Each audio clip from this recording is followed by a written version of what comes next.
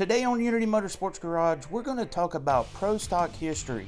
We're going to talk about Grumpy Bill Jenkins in building this 1972 Vega and how it changed ProStock throughout the 1970s.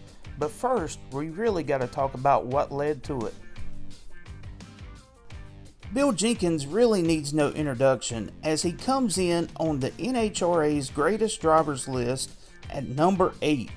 Even though he has only 13 national event wins to his credit, his contributions to drag racing are endless. Let's take a look back at a rare interview with Ray Brock and Grumpy Bill Jenkins. And the acknowledged king of the superstock drivers is a cigar-puffing traditional from Pennsylvania named Bill Grumpy Jenkins. He calls the cars Grumpy's toys, but at the rate he drives them, they're far from playthings. Jenkins is the defending superstock champion at Indy, and that, plus his brilliance both as a driver and engine tuner, makes him a favorite to repeat.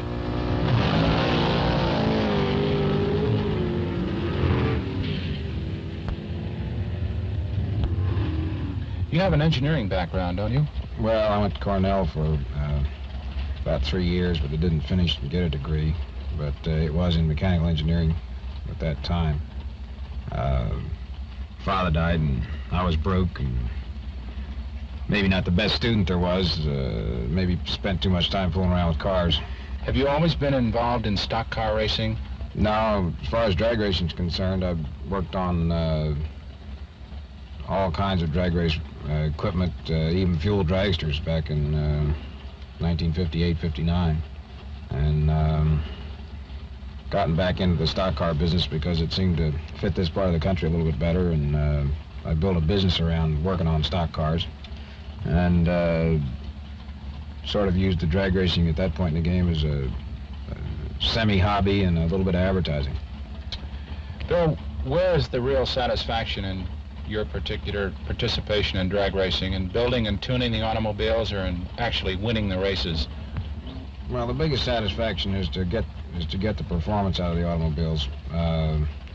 Winning the racing is sort of maybe like icing on the cake, but being able to make the cars run is far more satisfying to me.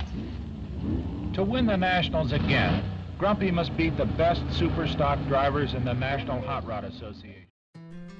By 1969, it was apparent the top drivers in NHRA Superstock wanted to have a no-breakout class just for themselves, with Ronnie Sox and the top Chrysler drivers, along with the Ford drivers, all led by Grumpy Bill Jenkins, petitioned the NHRA to form a new class for 1970.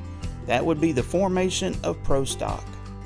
Jenkins would start out the season strong by winning the Winter Nationals and being the first person to clock a 9-second pass in NHRA ProStock. He followed that up with a win at the Gator Nationals, but as you will see, it became all Ronnie Sox and the Plymouth team after that.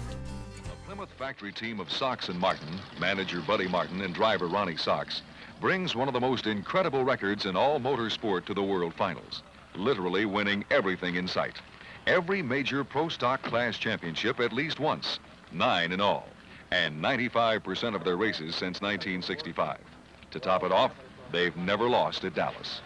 In drag racing, there's nobody heavier than Sox and Martin.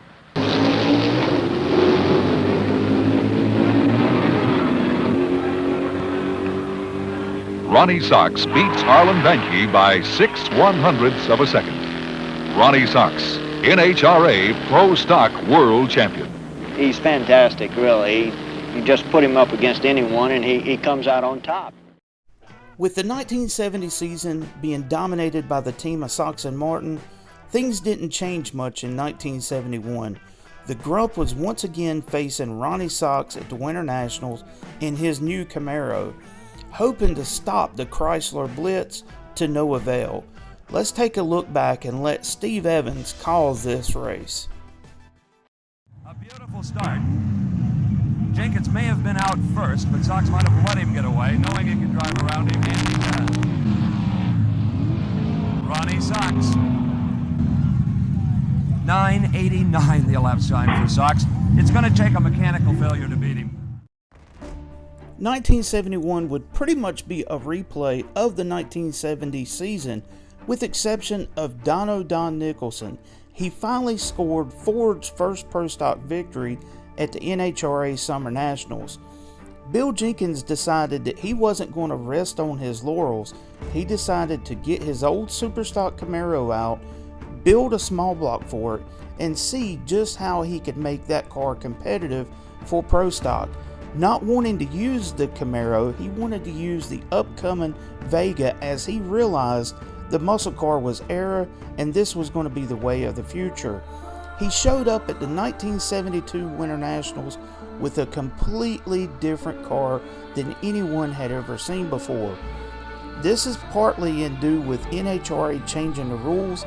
Some people say that he highly influenced the rules to make this happen, but history will be what it is.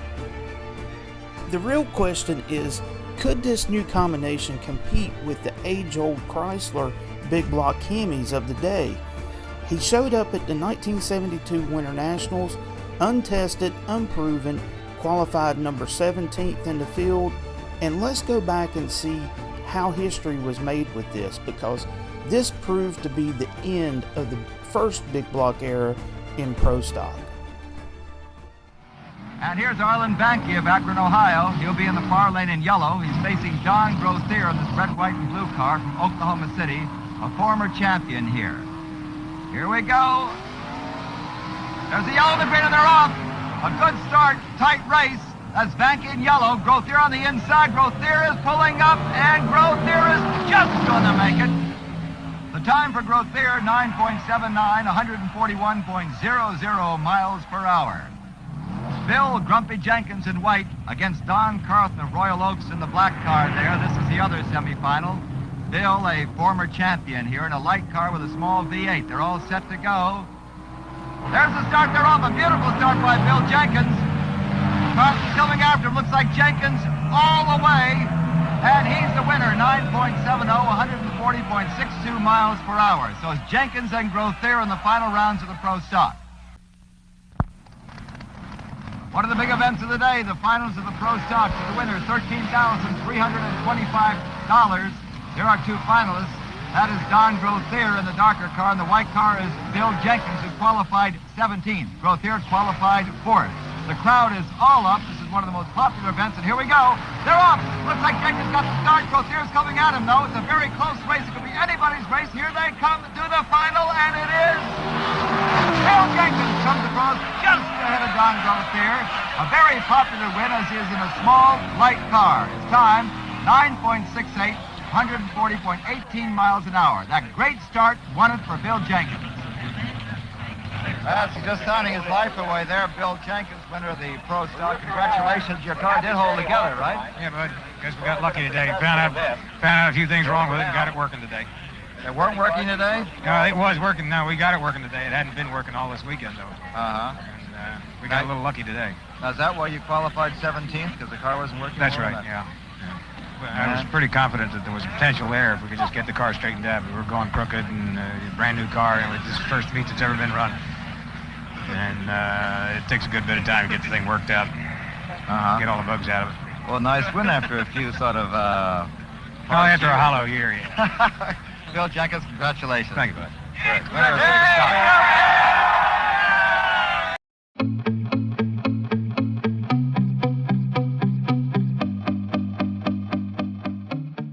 The ProStock elimination begins.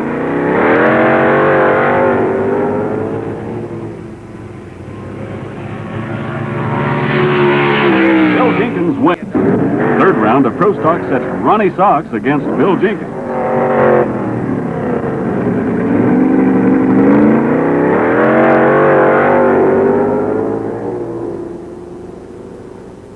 Bill Grumpy Jenkins wins again. Final round of ProStock is Don Grothier against Grumpy Jenkins and his Chevy Vega.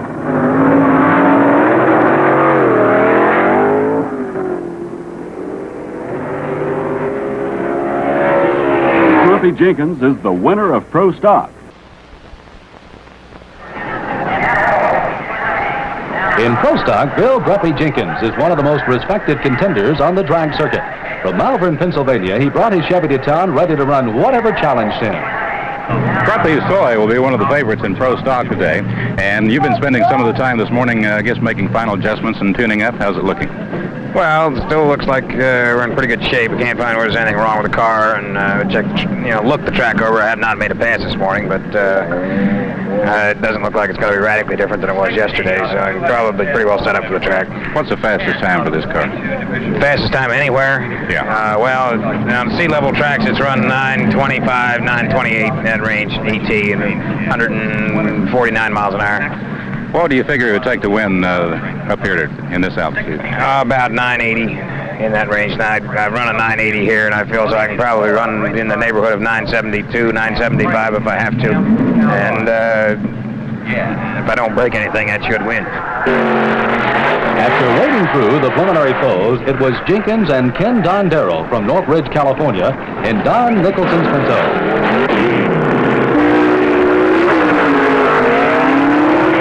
Jenkins took it in the style that he's making a habit.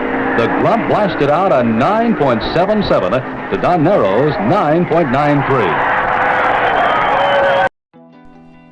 As you can see, 1972 was a pivotal year for NHRA ProStock. With Bill Jenkins bringing this ProStock Vega out, it changed the shape of ProStock for the 1970s, as it gave birth to legends like Lee Shepard and Bob Glidden and their epic duel.